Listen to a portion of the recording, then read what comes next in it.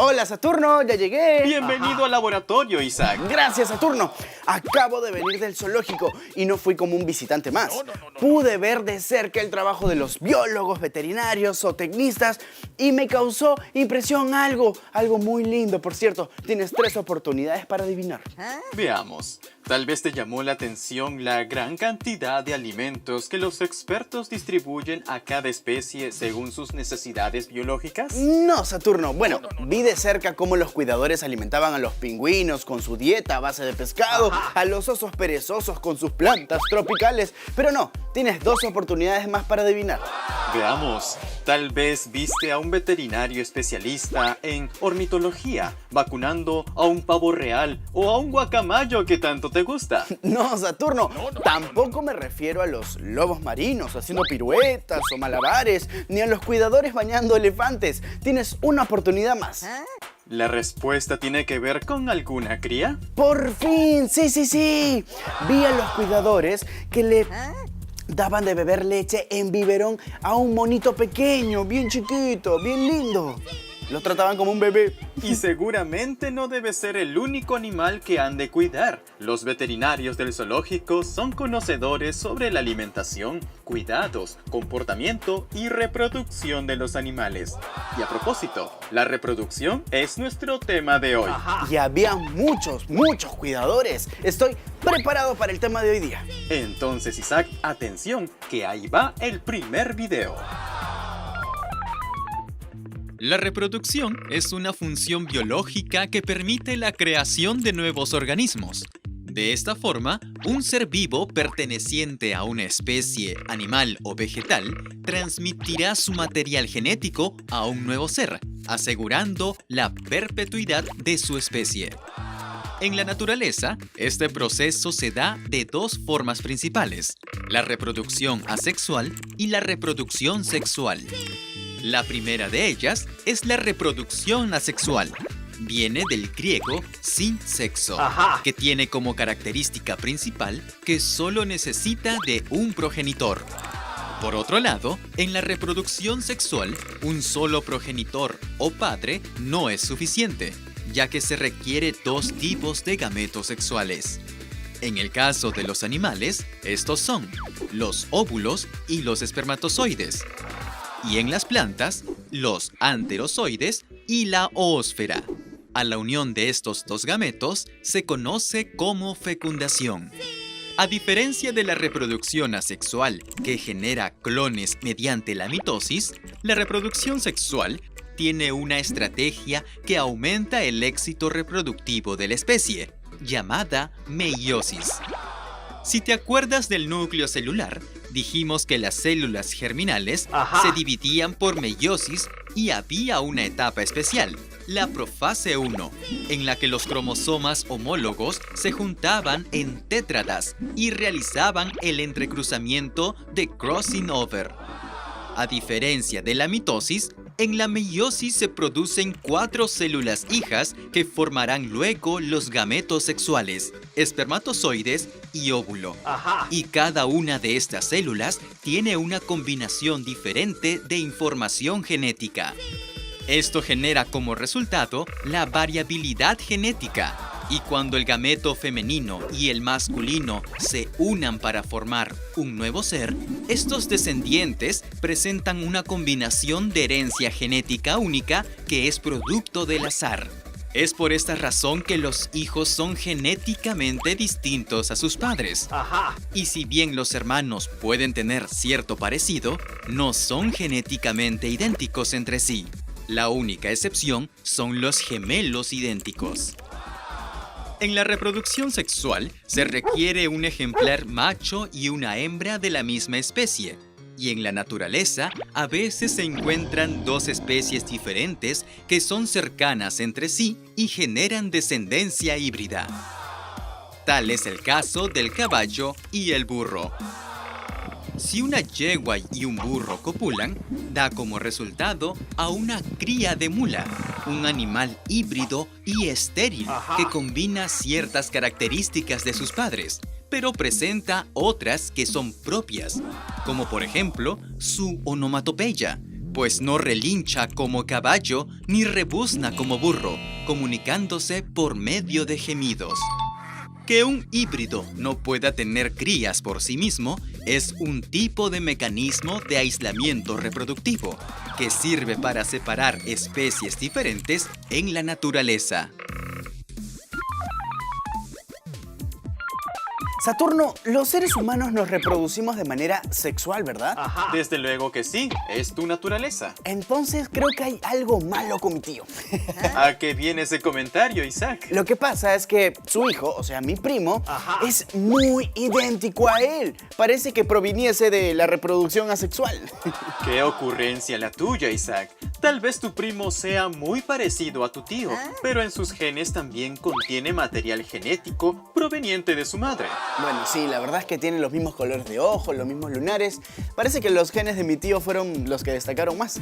Seguramente la profesora tenga algo que decirte al respecto. ¡Genial! Hola Isaac. En las células germinales que dan origen a los espermatozoides en el caso de los hombres y los óvulos en las mujeres, se da un proceso de división diferente, la meiosis.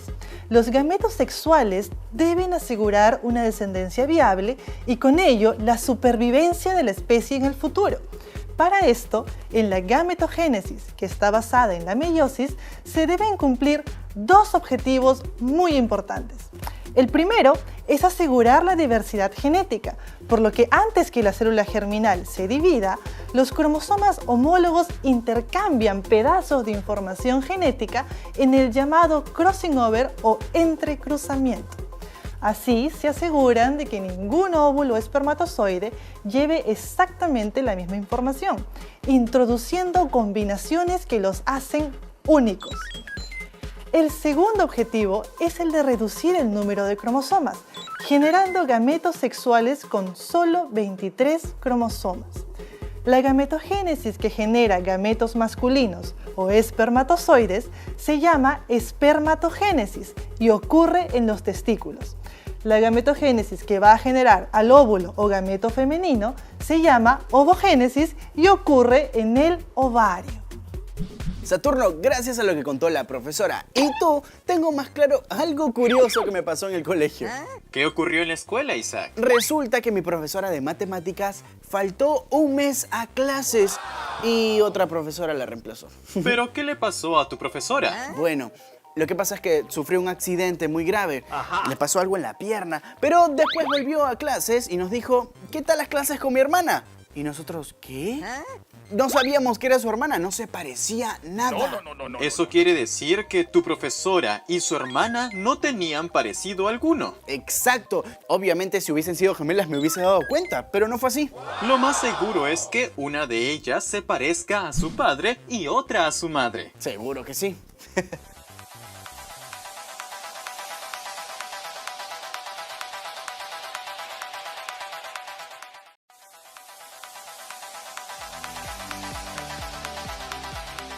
Saturno, te cuento que antes de ir al zoológico, mi mami me preparó un jugo preferido, riquísimo, naranja, mandarina y mango. ¿Alguna predilección por alguna de estas frutas ricas en vitamina C? Ay, no me puedo decidir por uno, pero si existiera un árbol cuyo fruto sería la combinación de estos tres, todo sería increíble. Déjame decirte que sí sería posible mediante el método del injerto. ¿Injerto? ¿Qué es eso? Es un tipo de reproducción asexual artificial, inducida por el hombre. Tengo un video que no solo te ayudará a conocer este tipo de reproducción asexual, sino también otros más. ¡Ya quiero verlo! Habíamos dicho que la reproducción asexual produce clones idénticos, pero eso no significa que no sea un proceso asombroso entre los seres vivos. En el reino Plantae, la reproducción asexual se desarrolla de distintas maneras: esporulación, rizomas, estolones, bulbos y tubérculos. La primera de ellas, esporulación, es el método por el que se reproducen los musgos y helechos. Para ello, la planta produce esporas, que se pueden encontrar en la cara inferior de la hoja y que se desprende del ser vegetal con el fin de generar una nueva planta. Los hongos, que pertenecen al reino fungi, también se reproducen por este medio. Los rizomas son los tallos horizontales subterráneos de una planta, que al alcanzar cierta distancia generan otros tallos, pero esta vez verticales, y de cada uno de ellos nacerá una nueva planta. Los más conocidos son el plátano, el orégano y la menta. Los otros tallos ubicados en el subsuelo son los bulbos, un conjunto de hojas carnosas que a su vez se dividen en bulbillos. Cada uno de ellos puede formar una nueva planta. Este método es utilizado por los ajos y las cebollas. Los tubérculos, otros tallos subterráneos, producen numerosas raíces de las cuales crecen otros tubérculos. Aquí encontramos la papa, el oyuco y la oca. Los estolones o tallos rastreros, a diferencia de los rizomas, son tallos aéreos que al tocar el suelo generan raíces y con ellas nuevas plantas. Estos métodos de reproducción asexual vegetal son naturales y a ellos se les suman otros 3 creados por el hombre. Estos procedimientos artificiales son los injertos, el acodo y los gajos. Los injertos consisten en la introducción del tallo de una planta dentro de otro tallo, pero de una especie vegetal distinta. Gracias a ello se producen frutos que combinan las propiedades de ambas plantas. Esto es muy común en los cítricos. Otro método de reproducción asexual artificial es el acodo, en el que se entierra una rama sin separarla de la planta.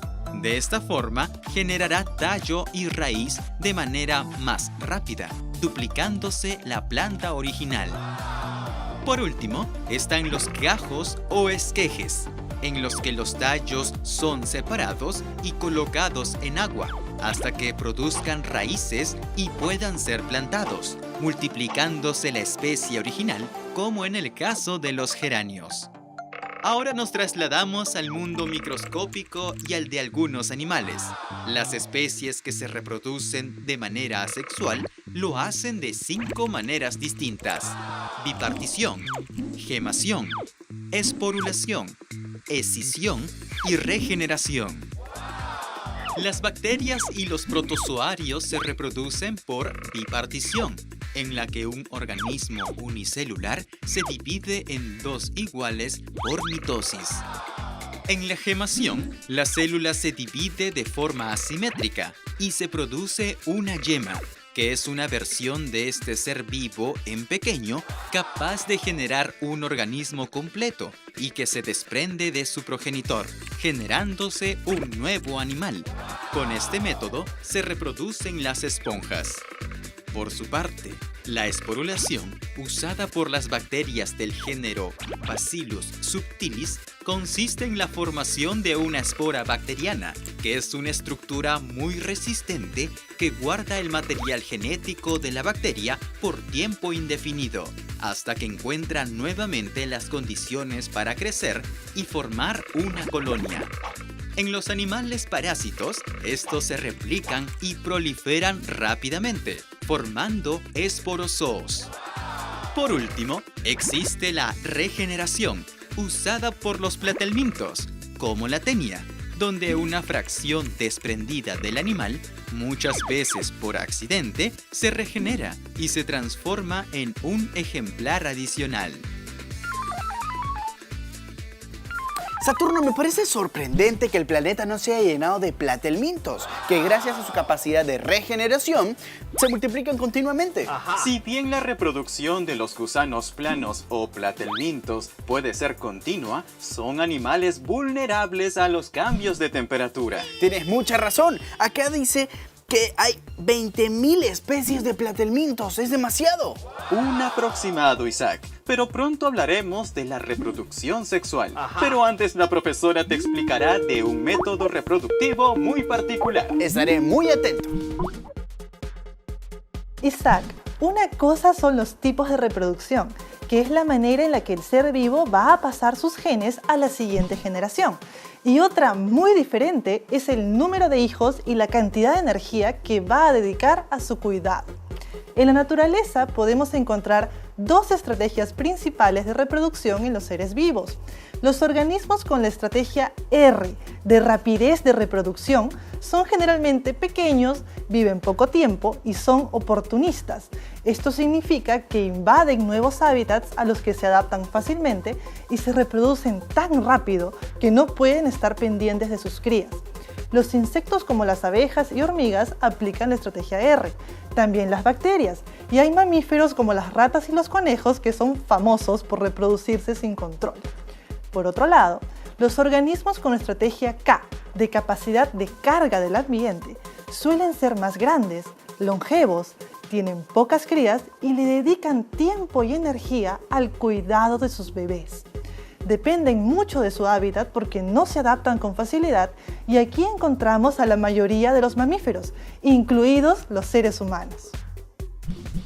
Saturno, qué chévere que las abejas puedan tener una estrategia R. Así tendrían más crías y la miel nunca faltará en casa. ¿Pero sabías que las abejas no son solo productoras de miel, Isaac? Ah, claro, también producen dolor cuando te pican con su aguijón.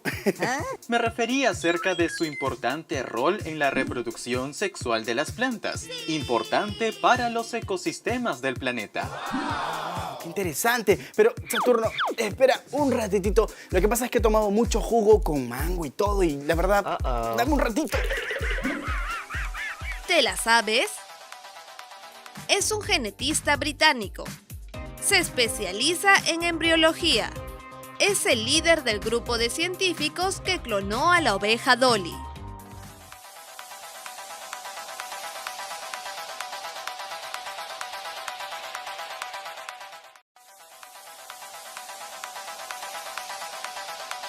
¿Te la sabes?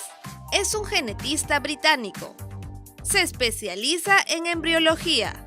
Es el líder del grupo de científicos que clonó a la oveja Dolly. Respuesta: se trata de Ian Wilmut, conocido por liderar el proyecto de clonación de la oveja Dolly mediante el uso de una célula somática adulta. En 1997, la clonación de la oveja Dolly fue el primer intento exitoso de clonar un mamífero a partir de una célula somática. Saturno, mira lo que tengo aquí. Se puede decir que este huevo es el producto de la reproducción sexual entre un gallo y una gallina. ¿Pero sabes si ese huevo está fecundado como para que de él nazca un pollito? No, pero ¿se puede hacer algo para saber eso? Claro que sí. Puedes buscar una linterna que está debajo del mapamundi. A ver. Aquí está.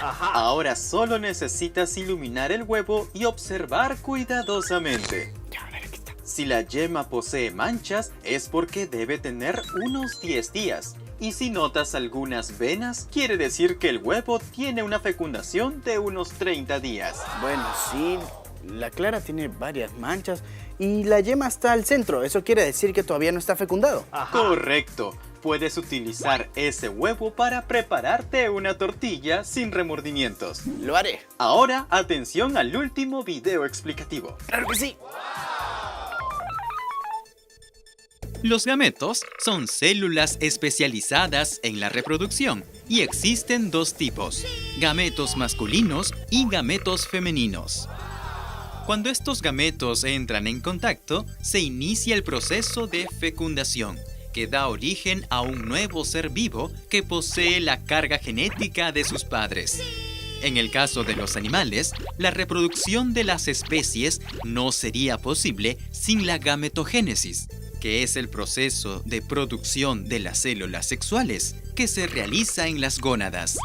En las gónadas masculinas se produce la espermatogénesis, que ocurre dentro de los testículos del macho, y específicamente en unas células llamadas espermatogonias, que gracias a la meiosis dan como resultado a los gametos masculinos, los espermatozoides. Mientras tanto, en las gónadas femeninas se produce la ovogénesis, que ocurre en el ovario de la hembra, a partir de unas células llamadas ovogonias. Estas pasan por un largo proceso de meiosis en el que se genera el gameto femenino, el óvulo. Por otro lado, también tenemos a la partenogénesis, un método utilizado por algunos animales que utilizan un tipo especial de fecundación, la fecundación externa. Es decir, cuando el contacto entre los gametos masculinos y femeninos se da en el exterior del animal. Aquí destacan los anfibios y también los peces, cuyas hembras depositan sus óvulos o huevos no fecundados en el agua, donde el macho vierte sus espermatozoides para fecundarlos. Esta forma reproductiva es propia de los crustáceos, insectos, anfibios, platelmintos y algunos peces como el tiburón martillo o aves como el pavo salvaje. Por otro lado, la fecundación interna se da gracias a los órganos sexuales de los animales mamíferos, aves, reptiles, entre otros. Cuando el macho y la hembra copulan, ambos gametos se encuentran en el interior del cuerpo de la hembra. Cuando la fecundación ha sido exitosa, se forma el embrión, que puede pertenecer a 3 grupos distintos según su crecimiento. Ovíparos, donde el embrión se desarrolla en el interior de un huevo que está fuera del cuerpo de la madre. Vivíparos, donde este embrión crece y se desarrolla en el interior de la madre. Y ovovivíparos, donde el embrión crece dentro de un huevo que está al interior de su madre. En el reino vegetal también existe la reproducción sexual. Un buen ejemplo se encuentra en las plantas con flores o angiospermas. Durante la polinización, los granos de polen llevados por el viento o los insectos polinizadores caen en el pistilo de una flor y liberan el anterozoide, que hará su camino hasta llegar dentro del pistilo de la flor. Allí crecerá un tubo polínico para abrirse paso por el estilo, hasta llegar al saco embrionario, donde le aguarda la oosfera. Es por esta razón que las flores fecundadas forman a las semillas. Isaac, te propongo un ejercicio sobre la reproducción asexual en las plantas. Estoy de acuerdo. Asumo el reto. Debajo de la mesa encontrarás una canasta con algunos elementos. Aquí están. Wow, veo una cabeza de ajo, un camote, una papa y un hermoso geranio. Así es. Ahora puedes reconocer los tipos de reproducción asexual de estos elementos. A ver, la cabeza de ajo de todas maneras es un bulbo. Una vez lo puse en la cocina de mi casa y vi que le crecían tallos de color verde. Así es. Y cada bulbillo puede generar una nueva planta de ajo. ¿Qué más puedes ver en la papa, por ejemplo? A ver, la papa de todas maneras es un tubérculo, eso cualquiera lo sabe. Y también es un tallo. Y de cada ojo de la papa saldrá una yema que puede reconstruir la planta de la papa. Exacto. Ahora, ¿qué hay con el camote? El camote es una raíz. Le pueden salir tallos y sus hojas. Eso lo descubrí en la clase de ciencias. Excelente. Mucha gente confunde el camote con la papa, asumiendo que los dos son tubérculos. Exacto. Ahora, ¿qué hay con el geranio? Bueno, el geranio, la reproducción del geranio es por esquejes, o estos tallitos chiquitos que tienen acá. Y mi abuela me dijo que si lo pongo en agua, le pueden crecer raíces. Y lo puedes sembrar. Sí. Recuerda que todas estas plantas pueden propagarse por vía vegetativa, pero también producen semillas si se reproducen por vía sexual. O sea que tienen doble reproducción.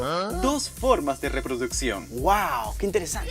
¿Entendiste todo entonces? Entendí todo. Lección aprendida. Ahora mira lo mejor de los 3 videos en el siguiente resumen. Estaré muy atento. Resumiendo. La reproducción es un proceso por el cual los seres vivos producen copias de sí mismos, a los que heredan su carga genética. Existen 2 tipos de reproducción: asexual, que requiere de un solo individuo, y sexual, en la que participan 2, un macho y una hembra. Las células sexuales en los animales son el óvulo y el espermatozoide. En el caso de las plantas, ellos se reproducen gracias a los anterozoides y las oósferas. Los animales realizan 2 tipos de fecundación: interna y externa, y pueden ser ovíparos, vivíparos u ovovivíparos. Sí, gracias. Ahí estaré. Saturno, ¿a qué no sabes? Un biólogo del zoológico me ha invitado a un súper acontecimiento hoy día. No me digas que algún artista famoso irá de visita. No, mejor que eso. Hoy nace la cría de un puma andino. ¿Y a qué no sabes? Me dijeron que puedo registrar todo el acontecimiento con mi cámara. ¡Qué genial! ¿Y a qué hora será eso? Me tengo que ir ya mismo. Es más, voy a pedirme un taxi porque la verdad estoy bastante apurado. ¡Chao, Saturno! Que te vaya bien, Isaac.